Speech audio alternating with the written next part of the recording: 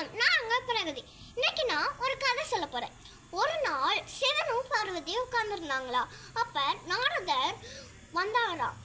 கூடவே ஒரு பழத்தையும் எடுத்துட்டு வந்தாராம். அந்த பழம் பேர் என்ன? ஞான பழம். அந்த பழம் ரொம்ப அறிவு கொடுக்குமா நமக்கு. அதனால யாருக்கு கொடுக்கலான்னு சிவன் யோசிச்சாரா. அப்போ ஒரு போட்டி வச்சாரா. என்ன போட்டி? யார் உலகத்தை ஃபர்ஸ்ட் சுத்தி வரான்ட்டு. உடனே முருகனு மயில் வாங்கினத்தை எடுத்துட்டு பறந்து போயிட்டாரா. அதை பார்த்த பிள்ளையார், நம்ம வாங்கினதான் குட்டியா இருக்கே, எலியாச்சே, எப்படி நம்ம போறதுன்ட்டு யோசிச்சாரா. அப்ப சிவனையும் பார்வதியும் நீங்க தான் உலகம்னு சொல்லி சுத்தி வந்துட்டாரா. அப்ப முருகன் அதை நினைச்சிட்டு இருந்து அப்படியே பாதியோட வந்தாரா.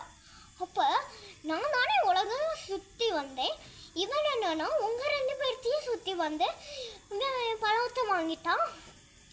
கோபத்துல போட்டிருக்க நெக்லஸ் அந்த இதெல்லாம் கழுத்தி போட்டு ஆண்டி உடையில நின்னாரா. பழனியில போய் அந்த மலை அப்படின்னு தான் இந்த பழனி வீடு உருவாச்சா.